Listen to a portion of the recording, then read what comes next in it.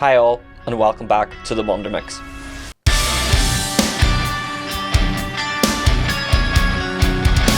So today I want to do another short album review, and this time it's on State Champs' self-titled album that drops tomorrow. This will be their 5th studio album, and I'm a big fan of State Champs. I think they're great.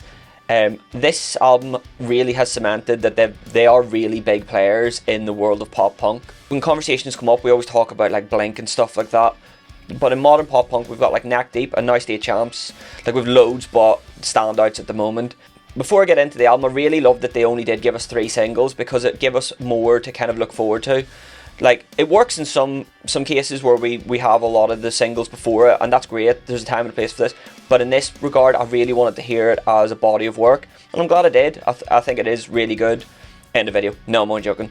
There was a lot of riffs in this album that made me pick up the guitar, and that's only a good thing. Like that, if you could take away anything from this, and me saying I really liked it, like if it makes me want to actually learn some of the songs, then that's a great thing. That is totally cool. I think they released it at a really good time with it being autumn, because pop punk, we all kind of like picture pop punk as like summer times and like happy vibes and it being sunny, where like I was listening to it today and it's pretty bleak here.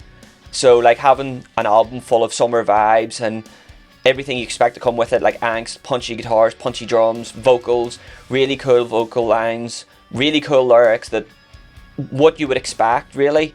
It was great. It pulled my mood up. It was awesome. This album is very much State Champs doing State Champs things, and that's not a bad thing at all. There wasn't anything I didn't expect on the album. Like they didn't go out of their way to like have some mad synth lines or whatever, but that's not a bad thing. Like bands can go out of their own realm and it backfires. Like for example, Metallica's Saint Anger, like tried a different snare technique, it's now a meme. In this regard, I went into this album thinking it potentially could have some painting by numbers themes, and it didn't. It was just a really good pop punk album from start to finish, and I'd rather a band do an album like this very well than have something that's a bit all over the place.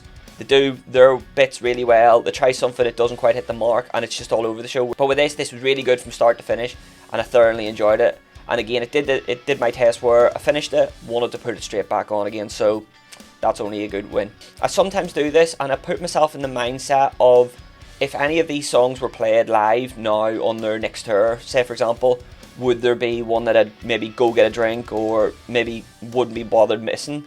And I don't think there is. I think everything could fit into like a State Champs set very, very well, and I'm glad of that. I really am glad of that. I think every song on this album feels like it has its own place, but it does work very well with the rest of the album. So I'm going to go through a couple of the songs, just standout bits. I'm not going to spoil it for anyone. It comes out tomorrow, please listen to it. But I've already went through Silver Cloud and Too Late to Say It on the video when they first brought the singles out, so I won't even touch them, but they just fit very well with the album, I'll put that. The song Clueless is pure 90s pop punk. Like the very first riff could be off a Blink album, and that's the highest form of compliment for a pop punk band. I think it's brilliant, and there's a guitar solo in that song, so win-win. That was one of the ones that I was like, right, okay, this is pretty freaking cool, this is awesome. And I think it was a very, very well done track. In Light Blue, it has a different kind of tone, but the clean guitar really made me smile, and that's really cool. Like, it's a really good feeling to be able to listen to something, take it in and go, oh, that was cool, that was awesome, and not just kind of brush past it. So anything that invokes an emotion is only a good thing, and it did it in this song, so that was cool. With the song Hell of It, looking at the track, maybe it was the order, I don't know, but I had a feeling that this would be a slower kind of ballad song, and it was, and it didn't disappoint. I thought it was brilliant. I think right in the middle of the album is that sweet spot where we kind of need to kind of make it kind of up and down instead of it just being all the same. And I think if they'd left this to the end of the track, I think they'd have missed a trick there, and it might have felt like the album was a bit samey, but this kind of broke it up, and it was needed, I think. The chorus on Tight Grip, for me, I think that's my favourite one of the album. I'm saying that purely because it was stuck in my head all day, and even making the video I can just hear it over and over again. So there's one of the standouts on the album as well. Another one is Just a Dream. For me, the rhythm guitar works very well with the vocals in the chorus, and I love it when it's like that. Anyone who's heard it or will hear it will know exactly what I mean, and hopefully someone else will think the same thing. But I just felt like that song wasn't just here's a guitar line, here's the vocals, sing over it. that almost felt like you could tell that that was either written together or thought in mind of how the instruments would go together. The additional vocals in Same Face Story was class. It almost felt like the vocals followed like a turnstile kind of rhythm, and it really mixed the album up, because I wasn't expecting something like that at all. And I think having it very near the end was enough to pique my kind of, oh, this is cool, this seems fresh, this is awesome. Like, it's not fresh for State Champs to do crossovers with other artists, that's not what I'm saying, but it just, like when Ben Barlow did it on Everybody But You, it felt great, but it was two heavyweights of that world, like, and one featuring on the other one song, and that was cool. But this almost felt like a change of vibe, even though it wasn't.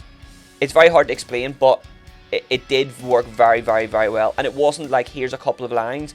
There was a full verse. It was awesome, and I really liked it. Golden Years was a very good song to leave the album on a high. It felt very 90s kind of pop punk, very Sum 41 in places. And honestly, it had that vibe, as I said before, where as soon as it finished, I was like, put it back on again. That was brilliant. That album was cool. And I've listened to it about 3 or 4 times now, and like, I really like it. I really like all of what State Champs have put out, everything, like from the acoustic stuff to the studio albums. So this was really cool that I wasn't disappointed by them bringing out another album. Didn't feel like there was any filler tracks in there. Didn't feel like they were painted by numbers.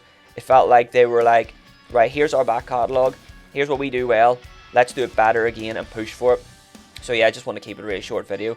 So thank you so much for watching. Please let me know if there's any standouts on the album that you like, and I hope you enjoy it, because I really did. And have a good day. See ya.